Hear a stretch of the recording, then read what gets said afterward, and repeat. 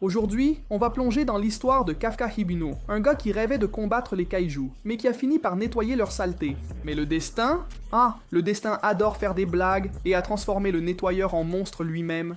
Bizarre, non? Comment va-t-il gérer ça? Est-ce qu'il y a encore de l'espoir pour son rêve? Restez branchés, on va percer ce mystère.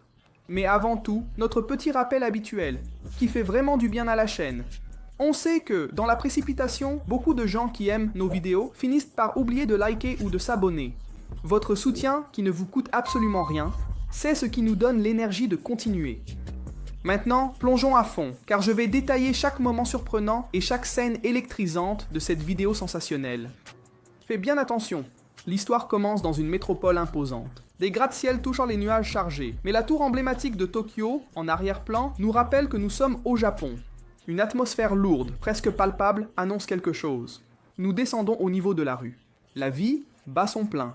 Voitures et piétons poursuivent leur chemin, inconscients de ce qui se trame. Une radio capte une communication tendue. CP, ici Alpha 2. La réponse est immédiate. Je vous reçois. Tout est normal au point 1. La caméra nous guide à travers d'autres rues. Une routine qui semble inébranlable, la vie quotidienne dans toute sa splendeur. Mais cette tranquillité est fragile. Soudain, sous un pont, l'eau du canal se met à bouillonner. Une forme colossale, brune tirant sur le rouge, émerge, hérissée de pointes et de plaques. C'est un kaiju. Quelle apparition terrifiante!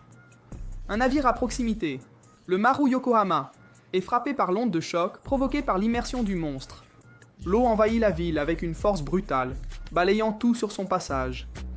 Dans les immeubles, les publicités colorées laissent place à un message d'urgence. Information d'urgence sur la catastrophe. Veuillez suivre les instructions d'évacuation. Une alerte au tsunami retentit dans toute la ville. La situation est critique. Le kaiju avance sans relâche et le chaos s'installe. Les gens courent. Des soldats en uniforme camouflé tentent désespérément d'organiser l'évacuation, indiquant un abri souterrain. C'est une course désespérée pour la survie. La fureur du monstre est implacable. Une voiture bleue est écrasée comme si elle était en carton. La route se fissure, révélant la puissance brute de la créature. Le kaiju, désormais sur la terre ferme, avance dans la ville, écrasant des voitures et semant la panique générale. Les gens courent, tentant d'échapper à la destruction. Une vue aérienne montre l'ampleur des dégâts. Le kaiju, tel un séisme vivant, laisse une traînée de destruction derrière lui. Pendant ce temps, dans un restaurant apparemment tranquille, la nouvelle à la télévision choque les clients. La réalité brutale s'impose même dans les moments les plus anodins. Une jeune femme, dans un ascenseur panoramique, observe l'horreur à l'extérieur, les yeux écarquillés de terreur. Le reflet dans la vitre montre la ville en plein effondrement. Quelle scène désolante! Un autre immeuble s'effondre, englouti par la fumée et les décombres. La panique est générale. La ville est en état d'alerte, maximale. Les feux de signalisation clignotent en rouge, signalant le danger. La ville s'arrête, paralysée dans un embouteillage chaotique. Mais voici que l'espoir surgit. Un blindé imposant des forces de défense avance dans les rues. À l'intérieur du véhicule, une officière coiffée d'un casque futuriste reçoit les coordonnées. La voix à la radio est claire et urgente. La cible se dirige de Yatobashi vers Yamashita. Longueur estimée, 60 mètres. Force 3,5. Échange. La chasse a commencé. Des hélicoptères des forces de défense, agiles et imposants, fendent le ciel en rasant les immeubles. La caméra suit la formation, montrant leur préparation au combat. Et puis il apparaît. Le kaiju, gigantesque et menaçant, surgit entre les gratte-ciel, ses yeux jaunes brillant dans la pénombre. Quelle créature horrifiante! Les hélicoptères se positionnent, prêts à attaquer. La tension est palpable. L'ordre est donné sans hésitation. Unité, ouvrez le feu! Je répète, ouvrez le feu. La pilote, concentrée et déterminée, prépare l'attaque. La caméra se concentre sur le kaiju, dont le dos couvert d'étranges protubérances devient la cible principale. Reçu. J'attire la cible vers la zone d'opération. Feu! Les missiles sont lancés, laissant derrière eux une traînée de fumée. Impact direct. De violentes explosions frappent le kaiju, qui rugit de douleur et de fureur. Des cristaux bleus brillants émergent du dos du monstre alors qu'il est frappé par les explosions. Le rugissement résonne dans toute la ville, un son de pure agonie et de puissance. Dans la salle de commandement, la nouvelle arrive par la télévision. Le kaiju a été touché. Un homme en costume observe attentivement. On dirait que nous avons réussi à attirer son attention. La première phase de l'opération semble avoir été un succès. Dans un café en plein air, des jeunes discutent de ce qui s'est passé. L'attente de l'arrivée des héros est grande. Un hélicoptère de la force de défense survole la ville. L'emblème de la force de défense anti-kaiju du Japon est visible sur son flanc. L'espoir vole dans les cieux. La porte de l'appareil s'ouvre et une combattante d'élite, vêtue d'une combinaison noire et blanche et d'un casque dissimulant son visage, descend avec une arme imposante. Elle est prête à passer à l'action. La caméra suit la soldate dans une chute libre spectaculaire, le vent fouettant ses cheveux. Elle atterrit avec précision sur le toit d'un immeuble. Quelle entrée triomphale! Et la voilà, accroupie, faisant face au kaiju qui avance parmi les immeubles détruits. Le monstre est colossal.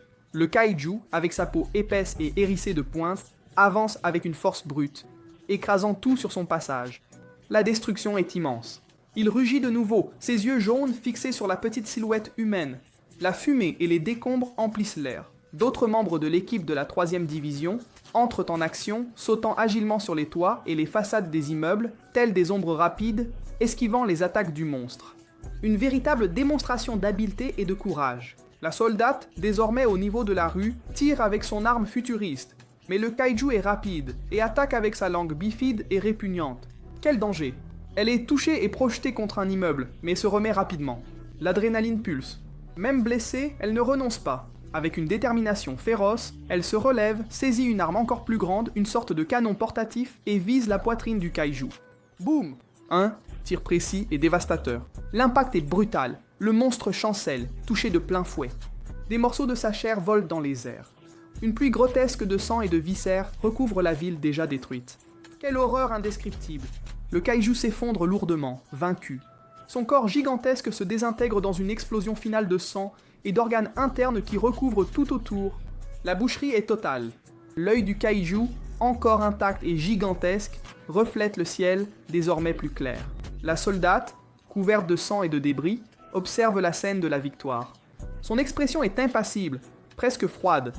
Quelle femme de fer! Et ainsi se termine une autre bataille sanglante. La soldate fixe le ciel pluvieux, le poids de la victoire et de la destruction sur ses épaules. La scène change radicalement. Un camion jaune avec des bandes d'avertissement se prépare pour le sale boulot. Ce sont les balayeurs, l'équipe de nettoyage des restes de kaiju, qui entrent en action. Un homme à lunettes, vêtu de l'uniforme blanc de la Monster Sweeper Inc., observe la carcasse gigantesque du monstre avec des jumelles, tout en mangeant un hamburger. Waouh! Des tripes partout, hein? Straniel commente avec une aisance impressionnante. Il semble satisfait malgré la scène grotesque. Ce bazar va nous rapporter pas mal d'heures supplémentaires. Eh oui, quelqu'un doit bien faire le sale boulot. Pendant que l'équipe de nettoyage se prépare, les habitants de la ville saluent la 3e division. Les héros, désormais sans leur casque, font signe à la foule reconnaissante. Banderoles de remerciements, applaudissements. C'est une véritable fête populaire. Ils sont les protecteurs de la ville, les visages de l'espoir. La caméra se concentre sur les sourires et les saluts. Un moment de soulagement et de célébration. Notre protagoniste, Kafka Ibino, observe tout cela de loin, avec une expression complexe sur le visage. Un mélange d'envie, d'admiration et peut-être de déception. Difficile à dire. Il se distingue dans la foule, manifestement à l'écart. Un journaliste, pressé de capturer les héros, le bouscule sans ménagement. Le contraste entre les courageux combattants et les travailleurs anonymes du nettoyage est frappant. Kafka reste là, perdu dans ses pensées, tandis que les héros défilent sous les applaudissements. La gloire n'est réservée qu'à quelques-uns. La 3e division défile dans la rue, acclamée par la population. Un tapis rouge improvisé est déroulé pour les sauveurs de la patrie. Une scène d'admiration pure. Pendant ce temps, dans une autre partie de la ville, des camions de nettoyage travaillent d'arrache-pied, à laver les rues couvertes des restes répugnants du kaiju. Un travail ingrat, mais essentiel. Des ouvriers en combinaison de protection intégrale, ressemblant à des astronautes dans un décor cauchemardesque, descendent en rappel sur la carcasse difforme du monstre, prêt pour le démembrement. Quel boulot insalubre! Kafka, désormais lui aussi en combinaison de protection, fait face à l'immensité de la chair du kaiju. Il soupire. Notre combat ne commence que lorsque tous les autres sont déjà terminés. Personne ne nous remercie, tu sais? Il commence à découper la chair avec une scie électrique, résigné. Du sang et des fluides de kaiju éclaboussent sur son visage, salissant sa visière. Oui, c'est sa routine dure et dégoûtante. Il poursuit, notre bataille sans aucun glamour contre les kaiju. Un petit drone s'approche de lui. Une voix métallique retentit. Kafka, Izumotech veut un échantillon. Il prend un morceau gluant du monstre et le remet au drone. Un collègue de travail, plus haut sur la carcasse, crie d'un ton exaspéré « Quelle journée chaotique, hein ?» Kafka regarde les dégâts autour de lui en soupirant. Il suffit que la 3e division arrive pour que tout devienne un vrai bazar. On ne peut même plus savoir ce qui est un organe. Il marmonne, fixant la masse informe de chair de kaiju. Ils veulent vraiment qu'on termine tout ça d'ici la fin de la semaine ? Il semble épuisé rien qu'à penser à la montagne de travail qui les attend. Kafka tombe sur le nouveau, Reno Ichikawa, debout au milieu de la destruction. « Ah, Ichikawa, qu'est-ce qu'il y a, hein ? Tu viens te venger de ce que j'ai fait au déjeuner ?» Il plaisante, essayant de détendre l'atmosphère. Ichikawa, sérieux, le remercie. « Grâce à toi, j'ai bien réussi mon premier jour. Merci beaucoup pour tout. » Tansei Mokopolis. Kafka est visiblement surpris et gêné par ce remerciement inattendu. Ils vont augmenter la limite à 32 ans, informe Ichikawa avec une lueur dans les yeux, pour les forces de défense. Les yeux de Kafka s'écarquillent, une étincelle d'espoir s'allume en lui. Mais le calme ne dure pas longtemps. Soudain, un yoiju, un kaiju plus petit et terrifiant, aux yeux rouges et à l'apparence grotesque, surgit derrière Ichikawa. Kafka, dans un réflexe héroïque, pousse le novice, le sauvant de l'attaque imminente. Kafka est frappé à la poitrine par les griffes du yoiju. Il tombe au sol, grièvement blessé et en sang. Ichikawa, effrayé et sous le choc, essaie de l'aider. Cours, appelle à l'aide dès que tu es en sécurité. Kafka crie avec inquiétude au garçon. Le yoiju fonce sur Kafka qui, bien que blessé, tente de se défendre avec un morceau de tuyau trouvé au sol. « Visez la jambe !» se crie-t-il en essayant de se concentrer. Il parvient à toucher le yoiju, mais la créature est puissante et le projette au loin d'un coup violent. Merde, ça n'aurait pas dû se passer comme ça. Kafka crache du sang. La douleur est intense. Le yoiju se prépare à porter le coup final, planant au-dessus de Kafka. Au sol, en train de saigner et presque inconscient, Kafka se remémore la promesse de son enfance avec Minashiro. On va exterminer les kaiju ensemble. On verra qui deviendra l'officier le plus cool de la force de défense. Un souvenir doux amer d'un rêve qui semblait perdu. Ichikawa, voyant son camarade en danger de mort, agit par instinct.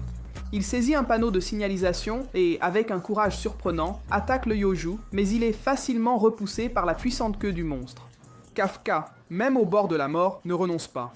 Il se relève, chancelant. Ses blessures sont graves. Il ne peut pas laisser le garçon mourir à cause de lui. Dans un dernier effort désespéré, il attire l'attention du yoiju. « Hé, viens m'attraper, sale ordure !» À ce moment-là, la 3e division arrive sur les lieux avec ses soldats d'élite pour secourir les survivants. Minashiro, l'imposante capitaine de la 3e division, observe la scène avec une expression sérieuse et déterminée. « Cible neutralisée.